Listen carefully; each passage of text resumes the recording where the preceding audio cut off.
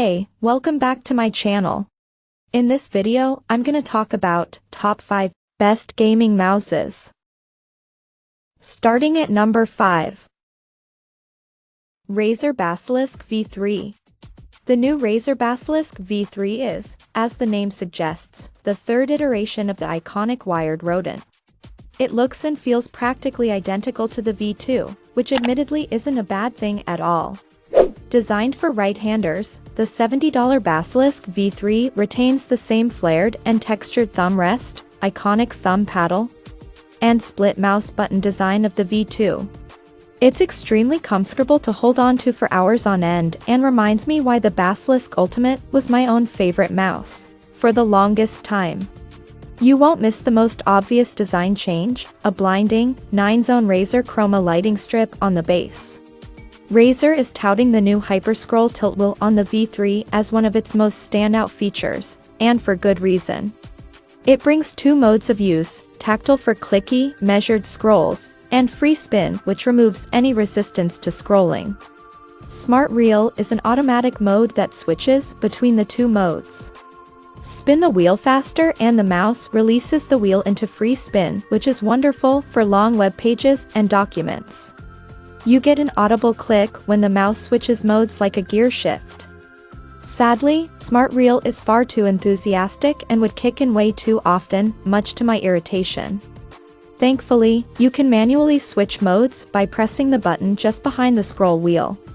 I work a lot in design programs and, while the free spin makes moving around large canvases faster, it quickly becomes a problem when zooming in and out for details. Coming at number 4. SteelSeries Prime Wireless Pro. It's fascinating how much the new SteelSeries Prime Wireless Gaming Mouse reminds me of the Razer Viper Ultimate. Opens in new tab. It's a no-frills, high-performance machine designed to meld with your palm and make you the FPS god you always dreamed of being. The Prime Wireless immediately felt like it was designed just for my particular hand. SteelSeries says they worked with several esports pros to develop the right shape and weight that feels like an extension of your arm. For once, the product lives up to the hype. The Prime Wireless is designed for right-handers, particularly claw and fingertip grippers. I do wish they were slightly more forward so I don't have to crook my thumbs so much in order to press the rear button, but I can live with it. The Prime Wireless has a built-in rechargeable battery that's rated for 100 hours per charge. That's over a week of average use. However, I should point out that those numbers are only achievable when the mouse is running in high-efficiency mode, which tones down some settings like the RGB to save power. For gaming, you'll want to keep it in performance mode, which will chew through the battery in significantly less time. Around 40 hours in testing. Thankfully, charging the Prime Wireless is a breeze, thanks to a handy quick charge feature. When it comes to gaming, the Prime Wireless is just a joy to use. The mouse glides effortlessly thanks to its lightweight and large PTFE skates, especially since there's no annoying wire to hold you back. The TrueMove Air 18,000 CPI optical sensor combined with a 1000 Hz polling rate makes one-to-one tracking precise and snappy. Annoyingly, switching CPI sensitivity requires lifting the mouse to access the button underneath, which isn't ideal in the heat of battle. At number 3. Razer Naga Pro.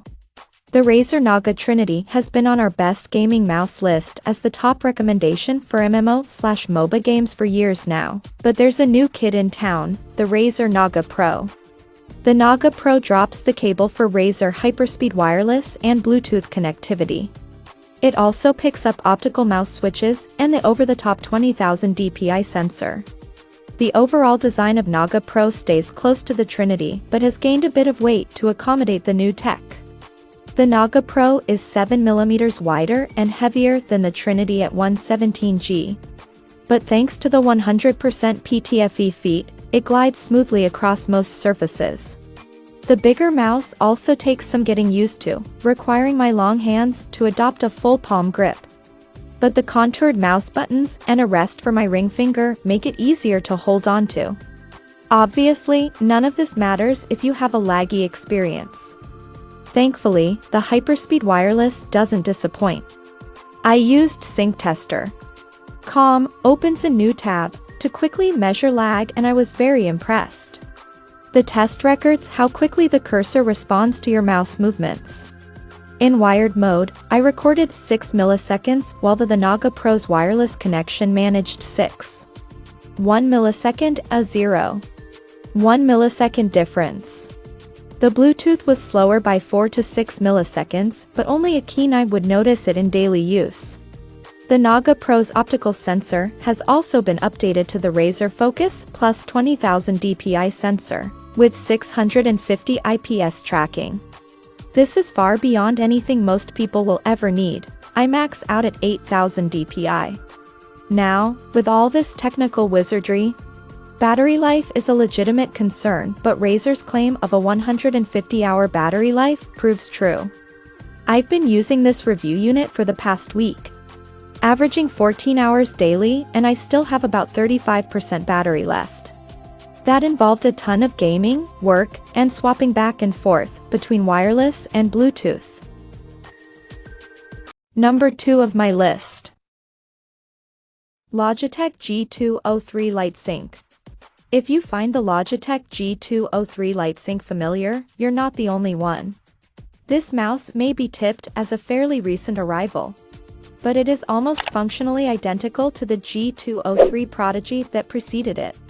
The G203 Lightsync sits within a hotly contended category of budget-conscious gaming mice. Most of all, it faces stern competition from Razer, whose lineup at this price, or thereabouts, now includes the DeathAdder Essential, Basilisk Essential, and Viper Mini. However, the G203 Lightsync has enough about it to stand its own. What's somewhat confusing is that non-Lightsync products are also able to integrate with said app to varying degrees. The 3 titular lighting zones all lie within the thin strip that spans the rear palm rest, with the logo above taking the same color as the middle RGB lighting zone. While it might have been nice to have independent control of the logo itself, the option does allow for gorgeous tricolor gradient effects sweeping from one side of the mouse to the other.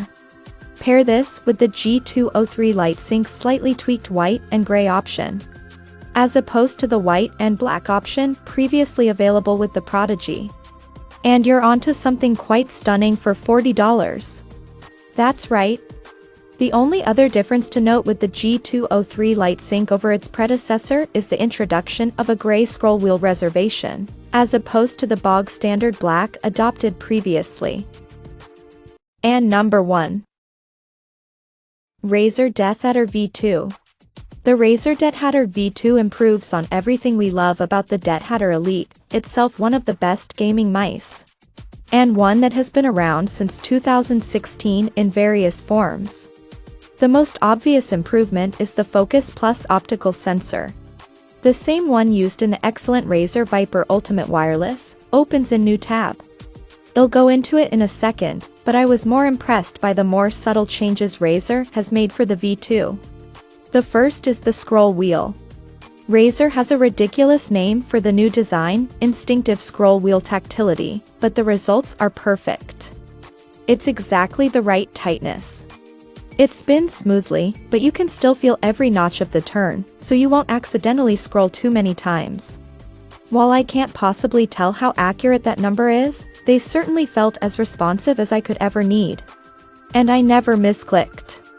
In games of Fortnite and Escape from Tarkov, my shots felt instant, and I never had to worry about firing accidentally. And then we come to the sensor, Razer's party trick. The DeathAdder Elite stats are in parentheses for comparison.